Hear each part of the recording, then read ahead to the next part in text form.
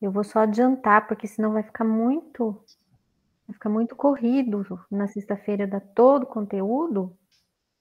Então, eu resolvi dar uma parte aqui, para a gente focar no controle biológico na sexta-feira. Ah, certo, professor. Porque foi muito feriado.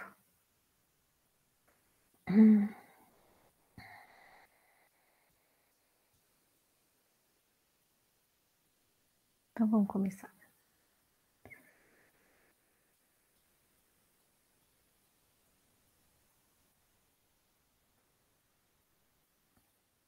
Tá aparecendo aí? Sim, professor, tá aparecendo. Tá aparecendo? Sim. Ó, eu vou mudar aqui. Muda aí? Mudei o slide. Mudou aí? Mudou sim, professor. Ah, então beleza.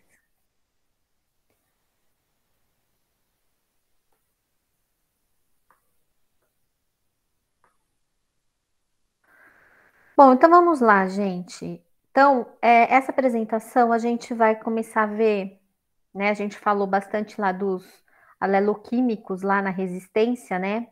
Agora a gente vai focar aqui nessa aula nos feromônios, certo?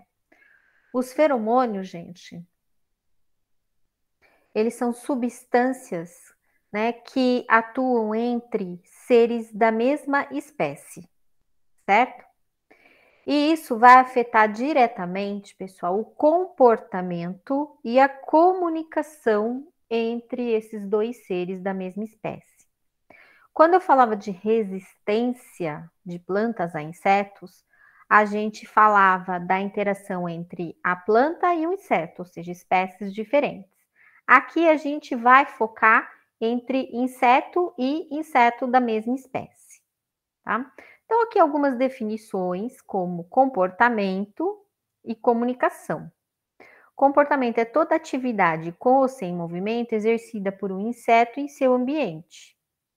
Tá? Então, o comportamento do inseto é isso, qualquer atividade que ele faz. E a comunicação é parte integrante do comportamento, ou seja, o comportamento do inseto, né, leva a uma comunicação com o inseto da outra espécie ou da mesma espécie, tá? Aqui no caso nós vamos focar com a mesma espécie. E o que é comunicação? É a ação de um organismo que altera o padrão de comportamento de um outro organismo, ou a transmissão de um sinal de um animal para outro, tá? Então, assim, o sinal que um animal faz vai gerar uma comunicação que o outro animal vai perceber. Então, a comunicação é sempre entre dois animais, né? Ou seja, dois seres. No caso aqui, a gente vai focar no inseto. Então, nós temos aqui, ó, o emissor e o receptor. O emissor, ele vai fazer algo que vai gerar uma informação para o receptor, e esse receptor vai ter uma decisão e uma resposta ao meio ambiente, certo? Bom, quais são as formas de comunicação, pessoal? Então, nós temos aqui a comunicação sonora, certo? Que é gerada pelas cigarras, pelos grilos, né? Então, a gente sempre escuta, né? São os dois principais, né? Cigarra e grilo. Visual, os vagalumes fazem essa comunicação visual através, né, das partes do seu corpo que emitem luz através de uma substância chamada luciferina. Tátil, que são as formigas, né, que elas estão sempre tateando umas nas outras. E a química, que a maioria dos insetos faz.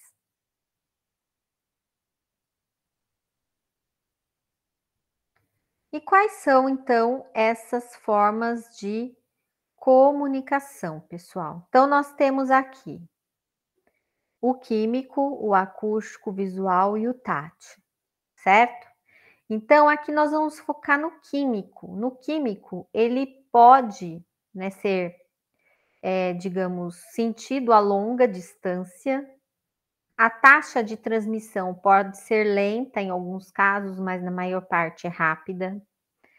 Desvio de barreira, ou seja, se por acaso tiver árvores, né? Uma fileira de árvores, o inseto tiver de um lado e o que está emitindo a informação está do outro lado. Essas árvores não vão ser empecilhos para essa comunicação química, certo?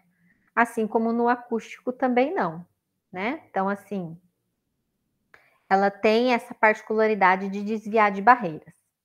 Localização do emissor por predador. No químico, gente, aqui é difícil, porque o predador é de outra espécie, certo? Então, se ele é de outra espécie, os feromônios, né, essa comunicação química que é dada pelos feromônios, é sempre de espécie para espécie. Então, o predador dificilmente vai conseguir, né, perceber. Custo energético para o emissor é baixo, tá? Então, os feromônios, eles exigem baixa energia para serem produzidos. Ao contrário aqui, ó, do acústico, né? Que é mais alto aqui o gasto energético. A durabilidade e o uso no escuro é variável, mas mesmo no escuro há percepção dos feromônios, mas geralmente eles exalam isso durante o dia. E a especificidade é muito alta, ou seja, somente a espécie vai perceber o feromônio da sua própria espécie, certo? Então, isso daqui é uma característica particular dos feromônios, especificidade extremamente alta. Quais são as vantagens evolutivas para os insetos com relação aos feromônios? Então, aqui, são específicos, como eu falei, eficiente em qualquer horário do dia ou da noite, tá? Então, quando ele é emitido, ele vai ser percebido independente do horário, mas geralmente é de dia que eles fazem isso, né? Reduzir o ataque de inimigos naturais por predadores, porque os predadores não percebem. Baixo custo energético, como eu acabei de falar, tá? Porque é algo inerente do organismo deles, então eles não têm gasto excessivo de energia. E a transposição de barreiras, como eu já citei lá no caso se tiver uma fileira de árvores ou um muro ou alguma coisa do tipo.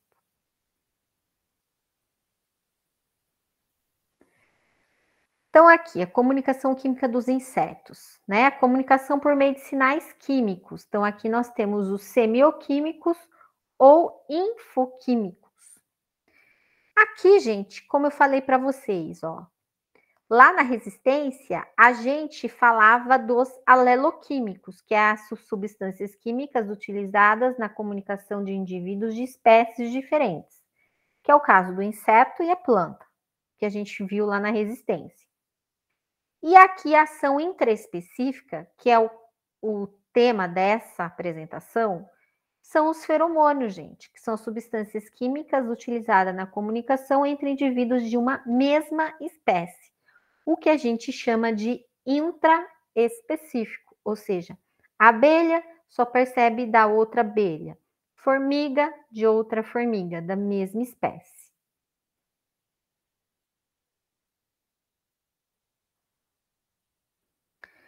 Bom, quem descobriu os feromônios, gente, foi esse aqui, esse cientista alemão, né? Que na verdade, ele nem era agrônomo nada, ele era químico, nem biólogo ele era.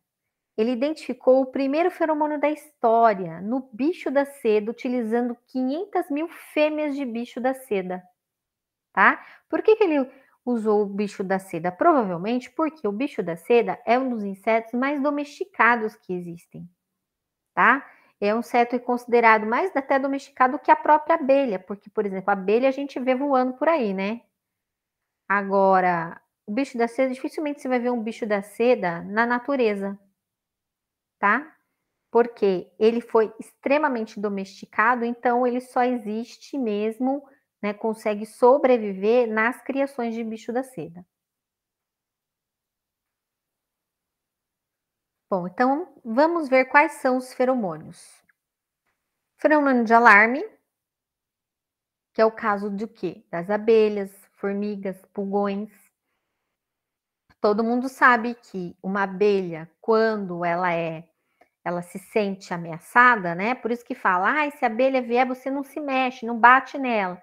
Porque se ela emitir esse feromônio, vai vir outras abelhas. Porque elas vão se sentir ameaçadas e vão chamar outras para a defesa da colmeia, certo? Então, é uma maneira, né, que elas têm de verificar em um ataque de um inimigo natural, né, uma defesa contra esse inimigo que está chegando. Então, elas se preparam para o ataque contra esse inimigo. Feromônio de trilha, gente. Na trilha, por que as formiguinhas andam em trilha? Feromônio, gente. Tá? Ou seja, uma vai emitindo para outra, né? E assim elas vão seguindo uma trilha por onde tem alimento, aonde é o local certo para adentrar o formigueiro novamente, porque se uma formiga, né, tiver perdida por ali, pela região, ela vai sentir o feromônio e vai voltar para a trilha, certo? Então, isso é muito importante para que elas encontrem o alimento ou o abrigo, né, dentro do formigueiro. Feromônio de agregação, gente. Aqui é como se fosse, né, de agregação, porque eles chamam, tipo, tá num local onde tem alimento com fartura, ou mesmo os machos estão ali e vê que tem várias fêmeas. O que eles fazem? Eles emitem esse feromônio de agregação, tá? Para avisar que pode vir que aqui tem bastante alimento e tem bastante fêmea para o acasalamento, certo? Então, isso acontece muito com os curculionídeos. Quem são os curculionídeos? O mais famoso deles, gente, esse aqui da foto, ó, é o bicudo do algodoeiro. Tem também o moleque da bananeira, que é uma praga na bananeira, né, que é um parente distante. Então, esses cuculionídeos, eles têm esse costume. Então, ou seja, chega lá numa plantação de algodão, alguns bicudos, né? Eles emitem para chamar outros bicudos ali da região que possam estar por ali, tá? Ou seja, aqui tem bastante alimento e aqui tem fêmea para o acasalamento, tá? Mas não é feromônio sexual, tá? Porque aqui quem emite é o macho. E o mais famoso de todos, né, que é o feromônio sexual, né, em que ocorre a atração do sexo oposto. Então, a fêmea que vai emitir esse feromônio. Onde eles são produzidos? Então, aqui nas glândulas exógenas, certo? E é composto de hidrocarbonetos cuticulares. Então, ó, geralmente eles são produzidos aonde? Ó, aqui do bicho da seda, que são os mais estudados, né? No finalzinho aqui do abdômen, nessas glândulas exógenas. E são recebidos, né, percebidos pelas antenas, né, que tem essas estruturas que são chamadas de sensilas, certo? Então é bem interessante, né, quando tem, né, essa emissão dos feromônios. E aqui, para vocês terem uma ideia, né, aqui nós temos nas vespas, né, a glândula aqui, nas abelhas, aqui no final do abdômen também, pertinho aqui da glândula de veneno, aqui também nas formigas e aqui nos cupins também, tá? Que são essas 3 glândulas aqui que emitem, tá? A nível de curiosidade para vocês verem.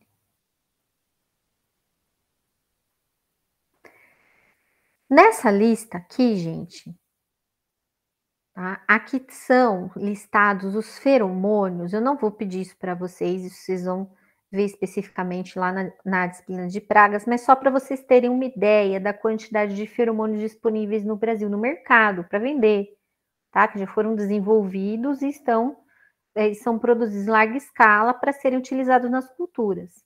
Então, aqui, ó, o que eu falei, ó, tem o do bicudo, né? Tem da mosca das frutas, tem da mariposa oriental, do moleque da bananeira, que eu acabei de falar, né? Que é aquele curculionídeo, né? Tem da broca da cana. Então, tem vários, né? Que, de acordo com a cultura, eles são utilizados como armadilha, né? Dependendo da situação. Eles são utilizados no controle da praga. Então, aqui, qual a aplicação dos feromônios, gente? Então, no manejo integrado de pragas, ele é utilizado de 3 maneiras, pessoal. Ou como monitoramento, como coleta massal, ou também com a técnica do confundimento. Vamos ver o que é cada uma delas. Opa. Bom, o monitoramento. O monitoramento, gente, nada mais é do que você colocar armadilhas no campo, certo? Dentro dessa armadilha, aqui tem esse exemplo aqui, ó. Eles colocam essa armadilha, que é um triângulo aqui fechadinho, e colocam o feromônio dentro. O feromônio geralmente é uma pastilhinha. E aí, nessa armadilha ficam presos, né? Geralmente aqui é o feromônio sexual, ficam presos os machos, certo? Então, o monitoramento consiste no acompanhamento regular da população de um inseto praga por meio de armadilhas numa determinada área, certo? E aí, semanalmente, vai se contando quantos machos tem por armadilha. E aí a gente vai monitorando, né, a população de machos que tem naquela área, como está nesse gráfico aqui. Se a população de machos aumenta, o que quer dizer? Que a população das fêmeas também aumenta. Então, eu tenho uma relação direta, né, com a população que foi coletada na armadilha com a população real no campo.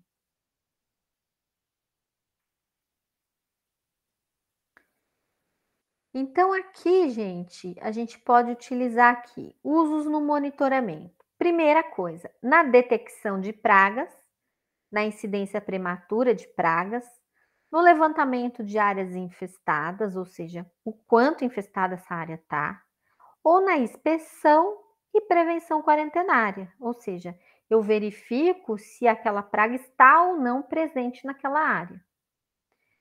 Também é utilizada por limiares de ação, ou seja, dependendo do que está na minha armadilha, eu vou entrar com um controle químico, por exemplo. E também para fazer estimativas populacionais, para algum trabalho de tese, um TCC. Então, vamos supor, tem uma praga nova aqui na região de Itapeva, né? Mas eu não sei nada sobre essa praga aqui na região. Então, o que eu faço? Eu coloco essas armadilhas e vou monitorando para ver a população ao longo do ano, tá? Daí eu descubro, por exemplo, o pico populacional dessa praga em Itapeva é em setembro, outubro, certo? Então, isso daí é uma estimativa populacional que a gente pode fazer e que ajuda muito a gente conhecer como que essa praga vai se comportar em determinada região. Bom, e como funciona o monitoramento? Vou dar o exemplo, gente, clássico disso aqui, que é o bicho-furão dos citros. O bicho-furão, gente, ele é uma praga, tá?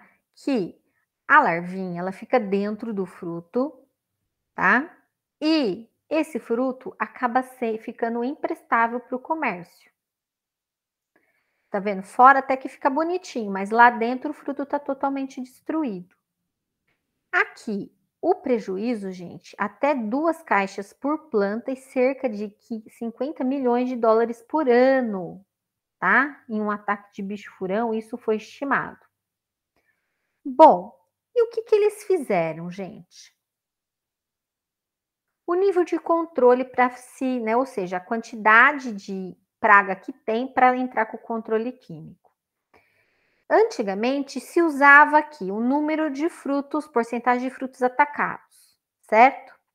Porém, isso é muito errado, porque se o fruto já está atacado, ele já está imprestável para o comércio, certo? Então, chegaram à conclusão que fazer o monitoramento de fruto atacado era a forma errada. O que eles fizeram? Começaram a fazer a amostragem dos adultos, certo? E o adulto é essa mariposinha aqui escura, é um lepidóptero. E aí eles fizeram o quê? O monitoramento do bicho furão dos citros, certo? Colocaram lá a armadilha, lá o triangulinho, fechadinho, né? E a armadilha aqui, gente, tinha uma cola, né? É tipo uma cola que não seca. E colocaram aqui a pastilha com feromônio.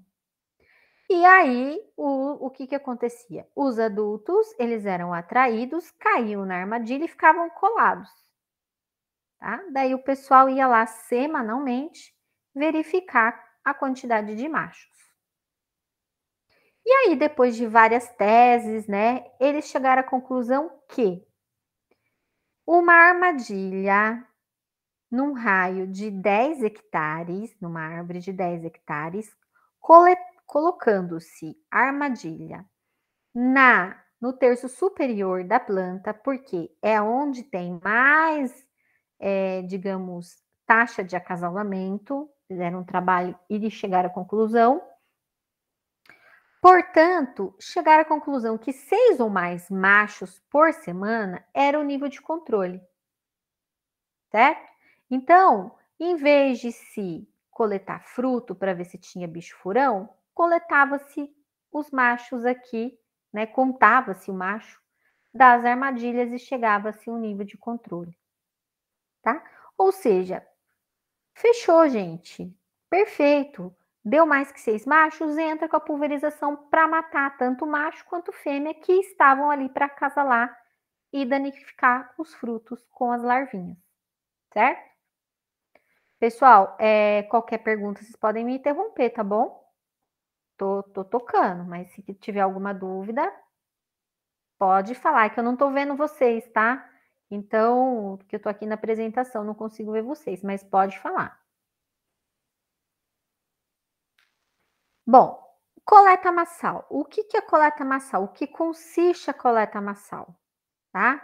Ou seja, eu utilizo esse outro tipo de armadilha, gente, e o meu intuito aqui é capturar o maior número possível da praga, tá?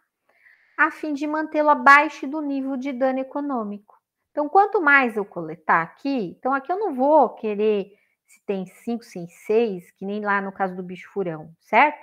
Aqui, se eu coletar 500 bichos, ótimo, certo? Ou seja, por isso que é coleta massal, coletar muito, a fim de tirar os bichos da área. E isso deu certo num experimento com o migdolos, que é uma praga da cana. Tá? Isso aqui foi um colega meu que fez, né? Ó, tá vendo as datas, né, gente? Ó, lá da data perto de onde eu me formei. Na safra 95, 96, né? 1995, 1996, nós tínhamos aqui por volta de 600 machos por armadilha, tá? Então a praga estava alta. Na safra seguinte, com as armadilhas colocadas, né?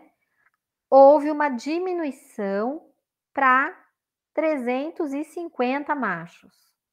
Na safra 97 e 98, isso aqui já caiu para, no máximo, 150. Então, qual a conclusão do trabalho desse meu colega aqui, né? Que se você colocar as armadilhas anualmente, a população da praga vai diminuindo, certo? Então, foi bem interessante, né, com relação ao migdolos, né, que ao decorrer do tempo, o nível, né, da população foi diminuindo gradativamente, ou seja, no terceiro ano nem foi preciso fazer o controle. E temos também, gente, a técnica do confundimento. O que é a técnica do confundimento? É a liberação do feromônio em grande quantidade na área para diminuir ou impedir que os insetos localizem seu respectivo parceiro, né? E dessa forma reduzir o acasalamento e sua nova geração. Então, isso aqui é bem interessante, porque coloca-se as armadilhas, gente, e o que acontece com o macho? O macho, coitado, ele é uma vítima, né? Ele sempre se ferra, né? Ou seja, o macho, ele fica confuso. Por quê? Tem a fêmea emitindo? Tem, mas tem outras emissões falsas. Então ele vai num lugar, ele não acha a fêmea, ele vai em outro, ele não acha a fêmea. E aí o que ele faz? Ele acaba sendo esgotado de tanto voar e não chegar a lugar nenhum onde ele quer, certo? Aí ele acaba o quê? Morrendo e não conseguindo acasalar. Não tendo acasalamento, vai diminuir a população, certo? Porque essas fêmeas não foram fecundadas. Então, é um modo muito interessante de se fazer um controle de pragas sob a técnica do confundimento.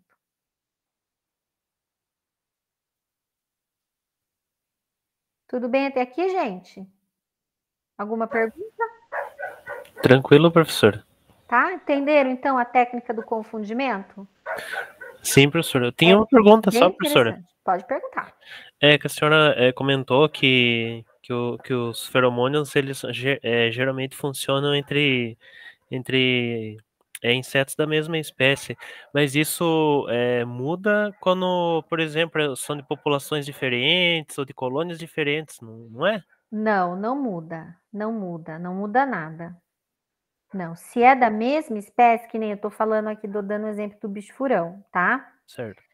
Não muda nada. O bicho-furão, gente, é bicho-furão, certo? Então, Uhum. independente se o bicho-furão vem do talhão do seu vizinho, ele vai perceber o feromônio do mesmo jeito, Ah, certo. tá? Certo. Então, independente da população, se é a população da área, se é uma população que está na área seguinte, né? Não vai ter problema. O feromônio vai funcionar da mesma maneira, desde que seja da mesma espécie, Certo. certo? Certo. Mas se for do vizinho, por exemplo, não tem problema. Vai funcionar do mesmo jeito. Certo. Certo? Obrigado, professor. Não dá. Bom, então vamos continuando aqui, tá acabando. Bom, quais são as vantagens dos feromônios? Bom, vantagem, ele é específico, ou seja, mesma espécie, certo? Mas é uma desvantagem também. Por quê, gente? Porque aí eu já vejo aqui, ó, uso em culturas com múltiplas pragas-chave. Porque se eu tiver 10 pragas, se eu for usar feromônio, eu tenho que usar 10 feromônios, certo?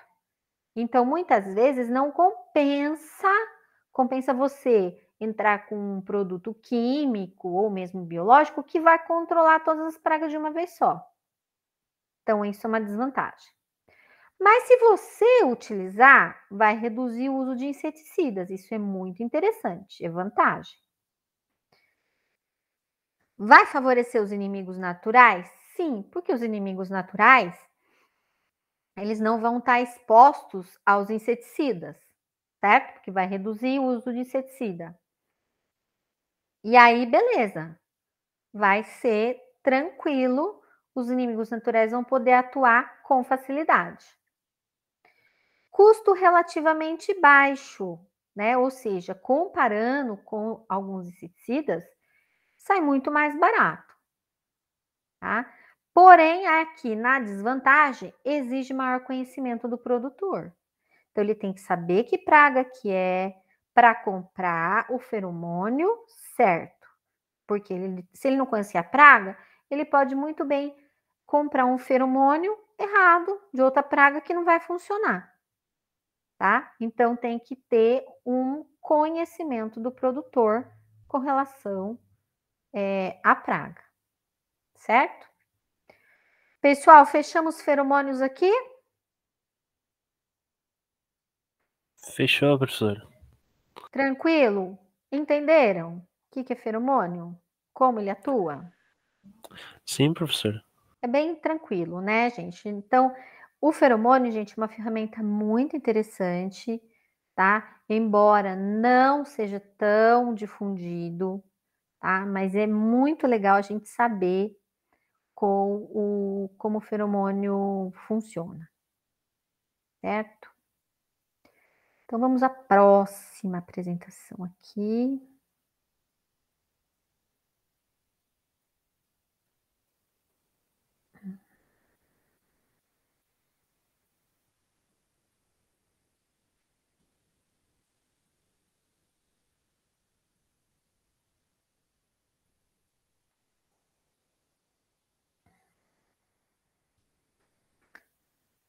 Estão vendo a próxima apresentação, pessoal? Sim, professora. Então tá, vamos lá.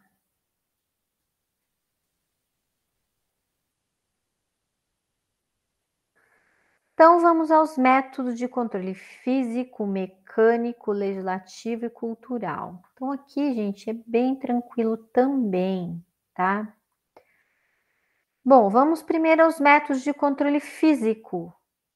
Então, aqui nós temos a manipulação do ambiente ou na exclusão dos insetos sem causar alterações na cultura, tá? Então, aqui a gente vai manipular o ambiente, né, para controlar uma praga.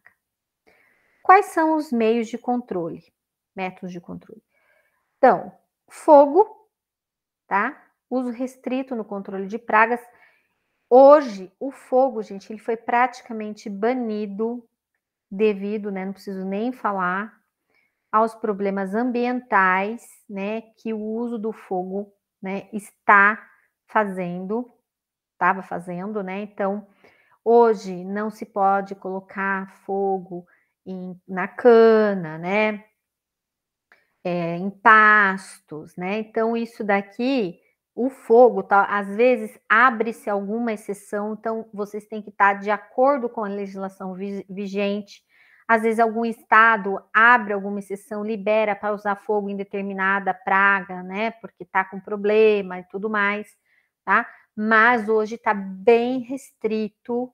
Hoje as leis ambientais estão em cima, estão aqui, por exemplo, inclusive eu tô aqui na casa da minha mãe, né?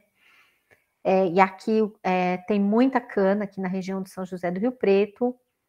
E eu lembro que quando era liberado o fogo, né, na cana, na época da safra, gente, todo mundo tinha problema respiratório, era um horror, né?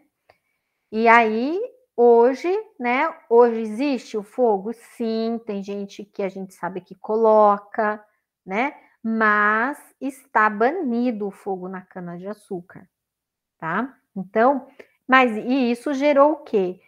Né? Algumas populações de praga acabaram sendo favorecidas, né?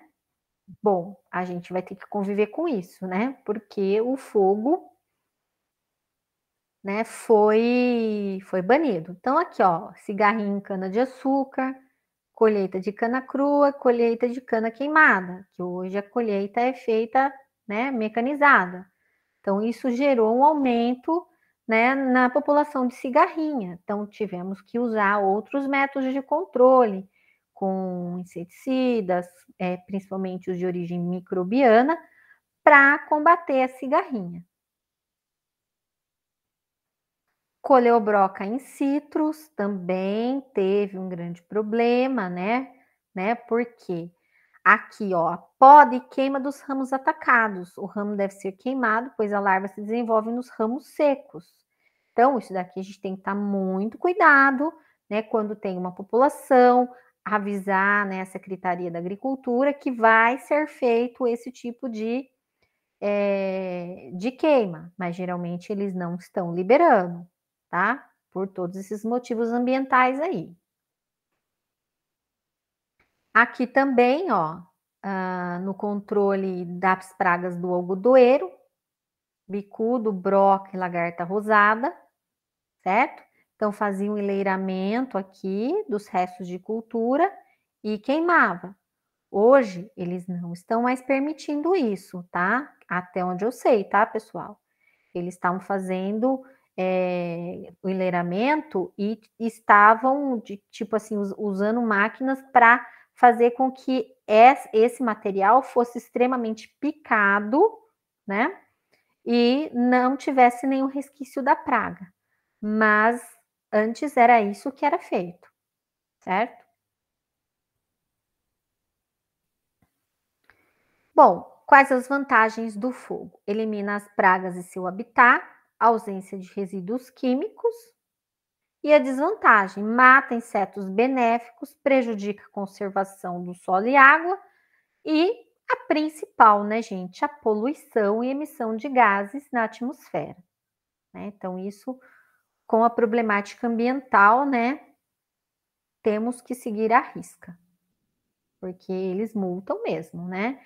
Aqui na região, né, tá, agora ultimamente estava agosto, setembro, teve muita queimada, né? Teve produtor que levou multa por incêndio que foi colocado assim no acostamento, né? Aí avançou para a propriedade e chegou até a matar cavalo, gado, né? Foi muito triste o que teve aqui na região, né?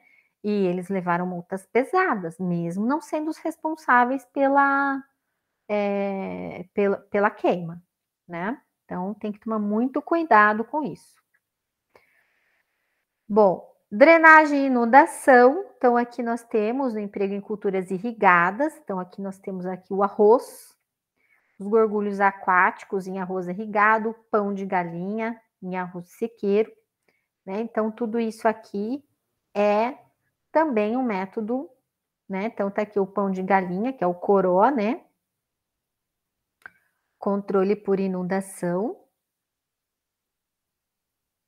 E aqui o gorgulho aquático do arroz irrigado, que é uma outra praga bem importante, que é controlada aqui por drenagem, tá? Vantagens da drenagem e inundação: elimina as pragas e seu habitat, ausência de resíduos químicos. E a desvantagem: pode prejudicar a conservação do solo e água e pode prejudicar as próprias plantas. Então a gente tem que ver também o que é vantagem ou desvantagem com relação a isso. Espera só um pouquinho, deixa eu montar aqui. Aqui tá. Ah, não, tá certo.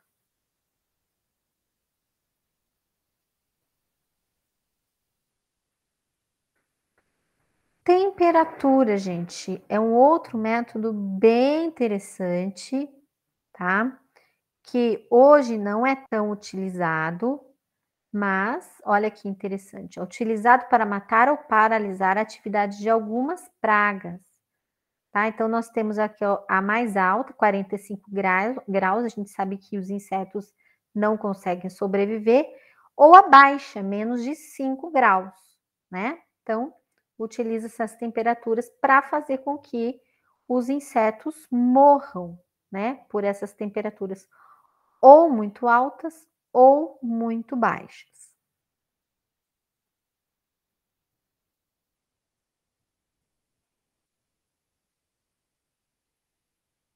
Perdi, gente.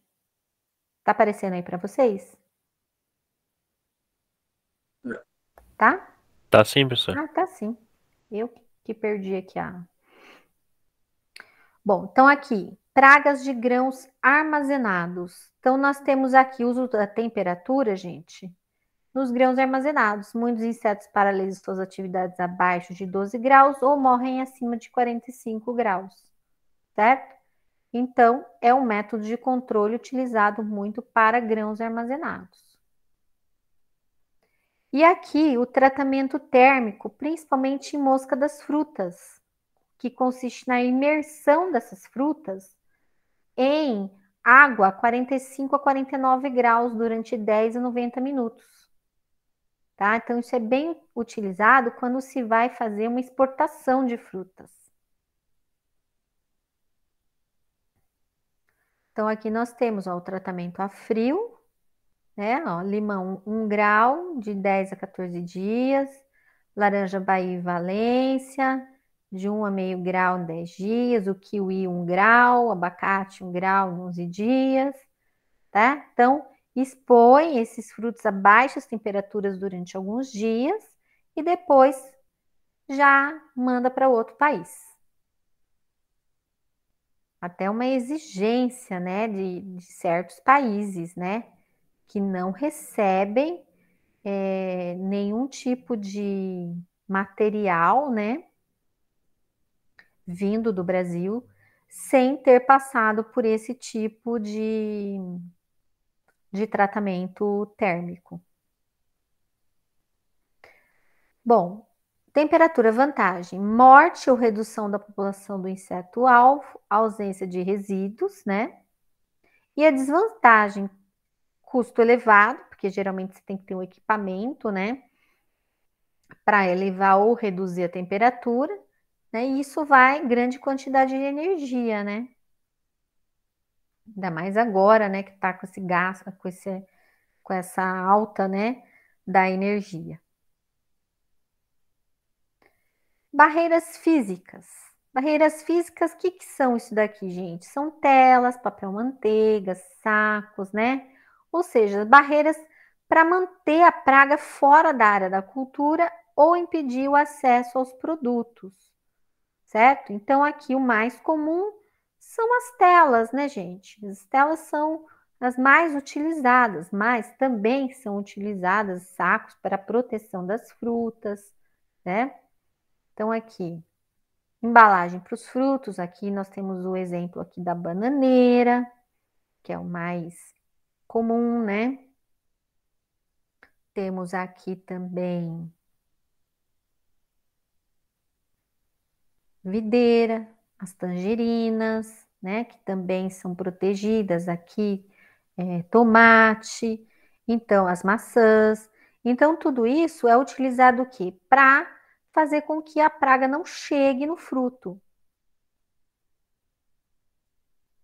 Então, aqui as telas, né? Como eu falei, são as mais comuns, né? Em viveiros, principalmente.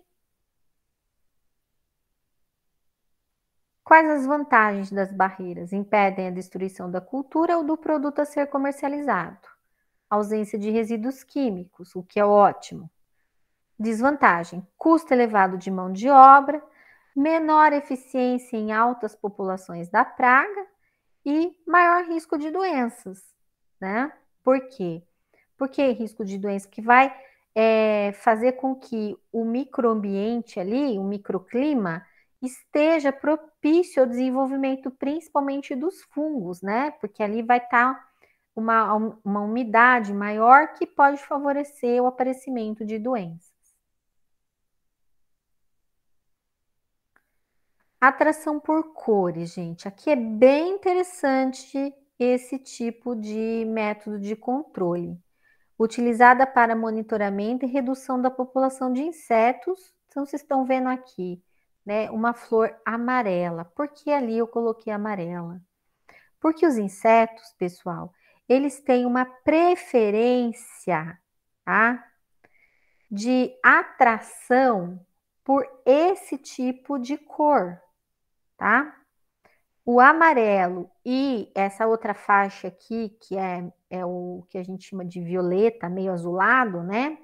São as cores que o inseto vai perceber melhor. E a percepção de cor do inseto é diferente da do homem, tá? Vocês estão vendo aqui na do homem, né? É mais aqui, ó, na faixa do amarelo, verde, né? Aqui não, o inseto, ele tem uma percepção, né, visual diferente. Por isso que a maioria das armadilhas tem ou essa cor amarela ou azulada. Então, aqui são as armadilhas adesivas amarelas, são aquelas armadilhas com aquela cola que não seca, que é utilizado tanto mosca minadora, cigarrinhas, pulgões, né? Ou seja, eles ficam presos nessa placa, né, amarela, que tem essa cola que não seca, né?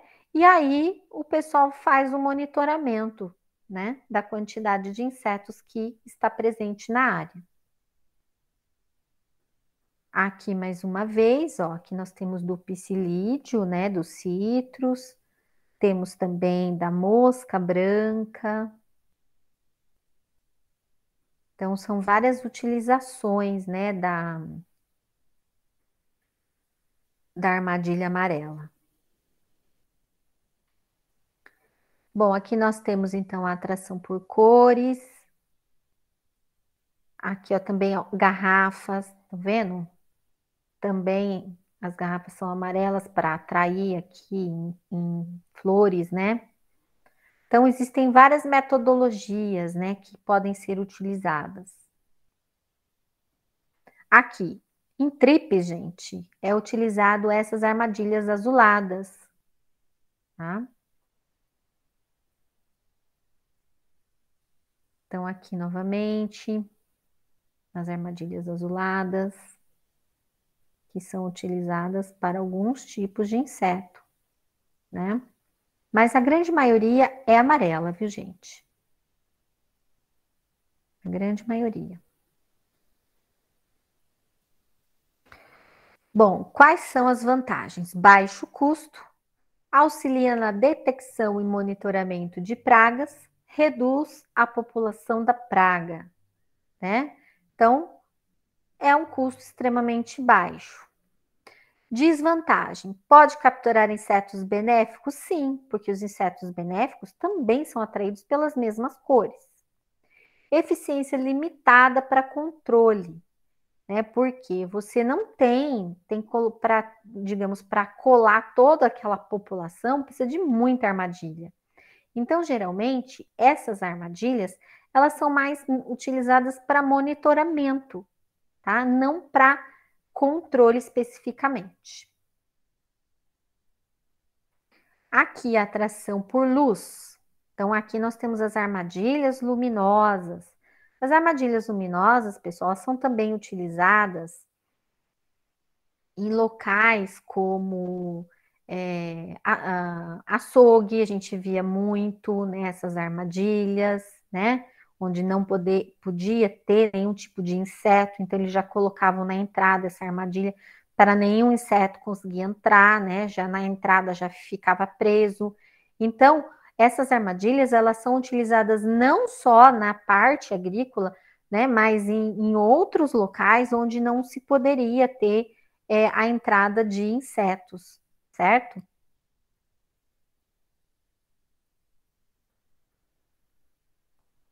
Então, essas armadilhas têm essa cor aí, né, do ultravioleta.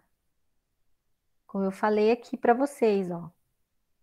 Ou seja, o inseto, ele percebe a faixa do ultravioleta. Então, é o que a gente chama de luz negra, tá? Que é atrativa para os insetos. Aqui, ó, coloca-se no campo, né? E aqui os coitadinhos aqui que foram capturados, né? Coloca aqui a armadilha, eles entram e caem aqui e ficam presos na tela. Vantagens: flutuação populacional de pragas, ou seja, ajuda, né, a verificar a população e também reduz a população. Desvantagem, né? É um custo mais elevado, já que é um equipamento mais caro, requer energia elétrica ou bateria e pode capturar também os benéficos, tá? Porque vai atrair inseto, seja ele praga ou não. E eficiência limitada para controle, né? Então, eles utilizam isso mais como monitoramento também. Olha que bonito, né? Atração por luz. Então, aqui nós temos, como o vagalume, né? Algumas outras espécies que emitem esse tipo de luz através da luciferina, né? E isso vai atrair insetos da mesma espécie e que podem ser capturados, né?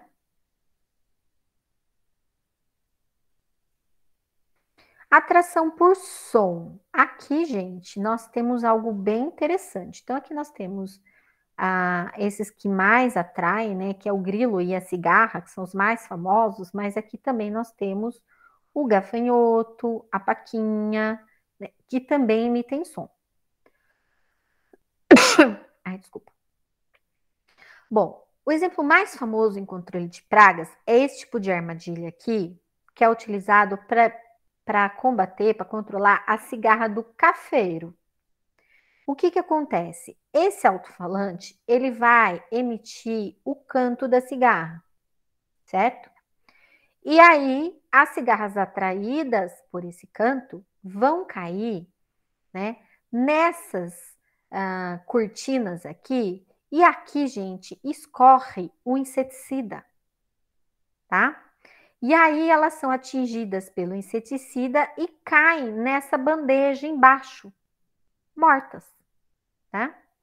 Então é muito interessante. O pessoal lá em Minas apelidou isso daqui de trio elétrico da morte, né? Porque isso aqui é puxado por um trator e vai, né, vai passando em volta do talhão e as cigarras vão saindo do talhão seguindo aqui a armadilha, né? Então é bem interessante. Essa armadilha foi criada pelo pessoal lá da Unesp, né, pelos meus professores lá da Unesp de Jaboticabal. E está sendo já comercializada, ó, armadilha sonora para cigarro, ó, EcoSpray. Tá? Então aqui, ó, estão vendo? Ó? Aqui é o alto-falante, aqui os dois panos aqui, a cigarra bate, tem os inseticidas que estão escorrendo aqui, e elas já caem morta aqui, sendo coletadas quando isso aqui fica cheio. Tá? Então é muito interessante isso aqui.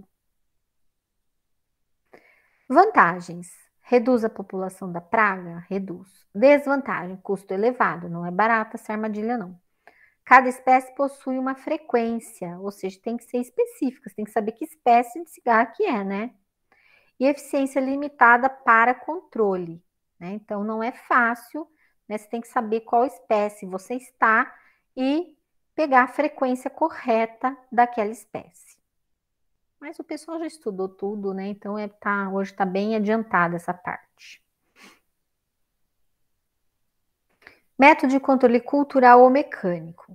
Então, aqui baseia-se na manipulação da cultura agrícola ou na sua forma de condução para excluir ou reduzir a população de insetos praga, tá? Então, aqui nós temos, né, o controle cultural ou mecânico com a manipulação da cultura. Então, aqui nós temos a rotação de cultura, que é a alternância de plantas de diferentes famílias, né? Qual a vantagem? Modifica o complexo de pragas, lógico, você vai colocar uma cultura que não é hospedeira da outra, que não hospeda a outra praga, né? Então, tem que ser pragas diferentes. Favorece o solo, a água e o balanço de nutrientes, então isso é bem interessante. E ainda mais, né, quando você coloca uma cultura, né, que tem essa capacidade de fixação de nitrogênio, né? E desvantagem, cultura adotada pode não ser a melhor economicamente, tá? Então, por exemplo, se você colocar, sei lá, uma crotalária, né? Então, a crotalária, economicamente, ela não é eficiente, ela vai diminuir a população do nematóide, né, por exemplo, mas ela não é, economicamente falando, uma cultura comparando com uma soja, com um milho, com feijão, né? Então, isso é uma desvantagem.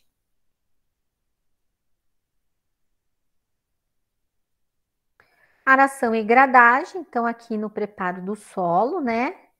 Então, a gente tem o plantio convencional e o plantio direto. Então, dependendo da praga, você vai desfavorecer com o plantio direto ou com o plantio convencional, né? Então, destrói o habitat do inseto de solo e reduz a população da praga. Então, isso é muito interessante, né? A gente ter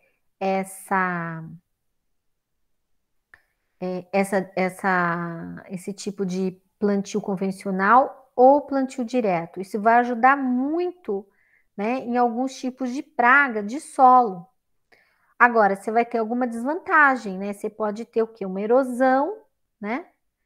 Ou não conservar o seu solo, né? Geralmente com o plantio direto, há maior conservação do solo. Mas se a praga for favorecida pelo plantio direto, né, você vai ter que optar pelo convencional. Então, isso vai depender da situação que você vai trabalhar naquele solo. A época de plantio, né? Então, aqui a vantagem evita a época de maior ocorrência da praga, e a desvantagem é o preço do produto na colheita, né? Então, isso aqui tem que ser bem visto também, né? E além do que, a cultura pode ser atacada por outra praga, né? Dependendo da época que ela está se encontrando.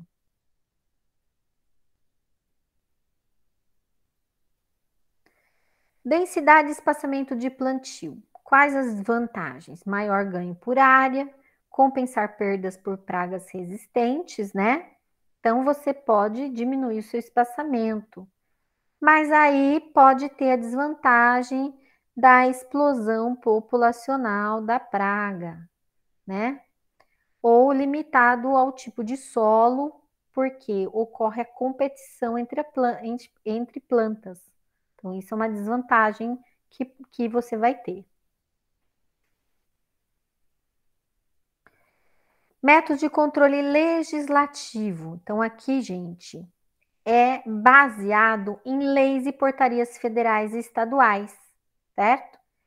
Ou seja, o que tiver na lei, o produtor tem que seguir, porque senão ele pode ser multado.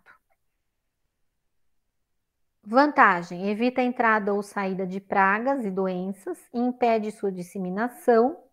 E a desvantagens: muitas vezes está condicionada a barreiras físicas ou naturais para ser efetivo. Porque muitas vezes, né, gente, o próprio produtor não tem como impedir a entrada de pragas ou doenças na sua área. Então, aqui nós temos, né, o controle legislativo,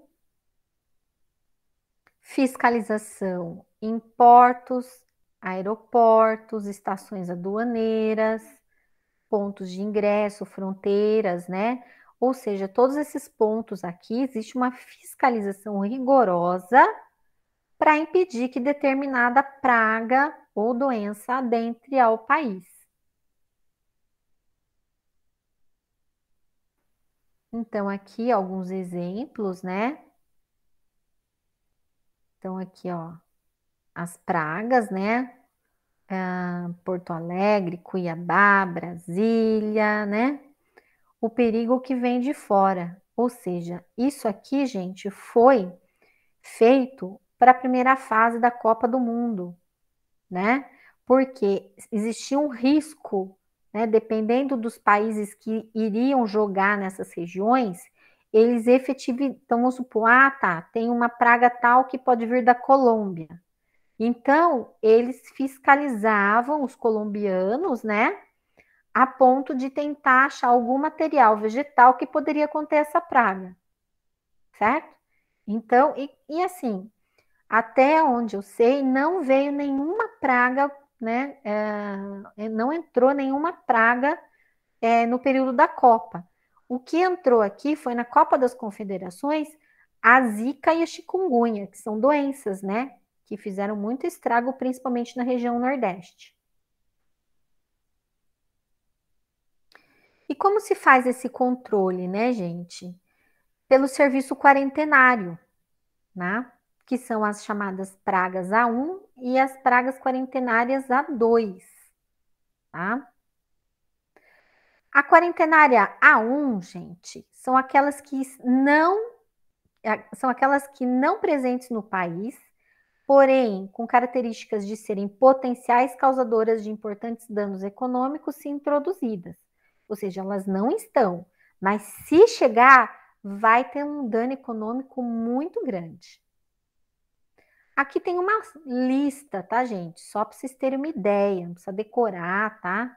Então, aqui nós temos ácaros, temos lagartas, temos várias pragas que são potenciais no nosso país, que se entrar vai ser muito prejuízo. E a quarentenária A2 são aquelas de importância econômica potencial já presentes no país, mas não se encontram amplamente distribuídas e possuem programa oficial de controle. Ou seja, elas estão no país, mas elas estão restritas a uma determinada área. Elas não estão pelo país todo, certo?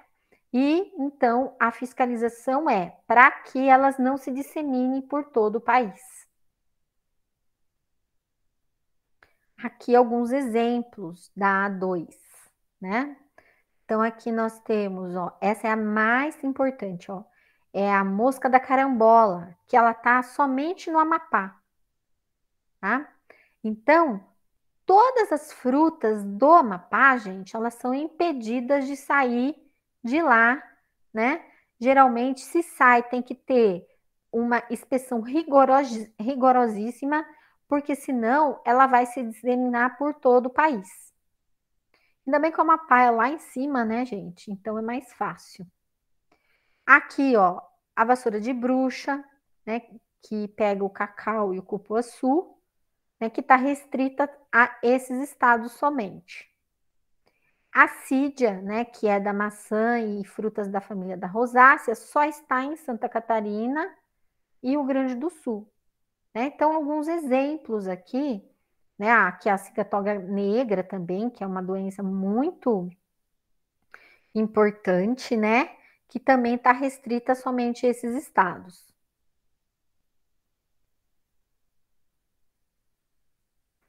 Então, aqui, a mosca negra dos citros é um outro exemplo. O primeiro registro foi em 2001 em Belém. E em março de 2008, ela já estava em Arthur Nogueira, em São Paulo. Então, olha só, ela já conseguiu se disseminar, né? Então, não conseguiram, por muito tempo, segurar a mosca negra dos citros. Então, aqui é a situação, ó, né? A situação normativa de 2002, né? Que restringe o trânsito de plantas, suas partes, exceto sementes, né? Das espécies hospedeiras da mosca negra dos citros. Então, mas infelizmente ela conseguiu se disseminar. A mosca do Mediterrâneo, que teve o primeiro registro em 1901, né? O minador dos citros, que teve o primeiro registro em 1996, se eu lembro bem, né? Que foi logo que eu me formei, né? E ela apareceu ali na região de Limeira, né? Ali perto de Piracicaba, e hoje ela já está disseminada por todo o estado de São Paulo. Aqui a mosca branca também, que teve o primeiro registro em 92 e hoje também está em praticamente todo o Brasil. O trips, que teve o primeiro registro em 92 e hoje também o trips palme, né, que também está por praticamente todo o território brasileiro. Aqui a lagarta da macieira, a sídia, né, relatos em áreas urbanas, Rio Grande do Sul e Santa Catarina em 92. Essa aqui tá dando para segurar um pouco mais, né?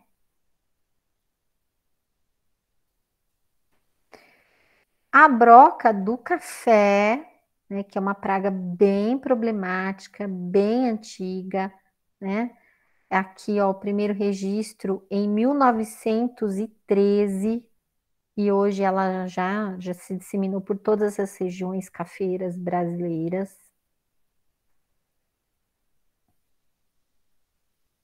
E aqui a Sílex noctilio, que é a vespa da madeira, né? Essa aqui também, né? Ela é como ela tá aqui, né? Do lado, né? Aqui a região tem bastante pinos. A incidência dela foi em 1988, né? E segurou-se até quando deu para ela não poder atingir o estado de São Paulo, mas hoje ela também já está aparecendo aqui.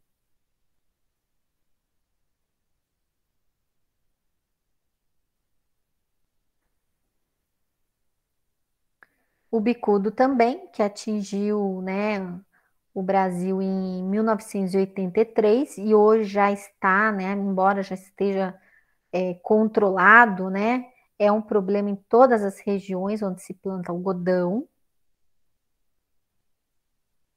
E o greening, né, gente? Essa doença aqui extremamente problemática, né, que é transmitida por um inseto e não tem controle, gente.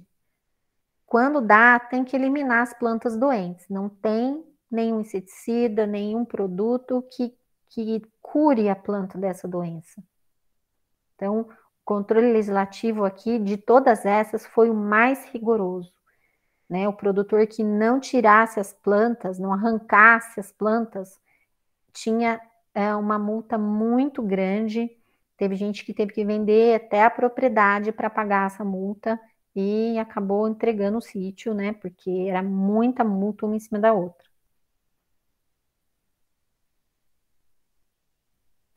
E aqui a lagarta Helicoverpa parmígera, né? Que foi algo muito estranho que apareceu no Brasil na safra de 2012 e não se sabe ainda como que ela entrou, né? Mas ela conseguiu se disseminar muito rápido por praticamente todo o Brasil.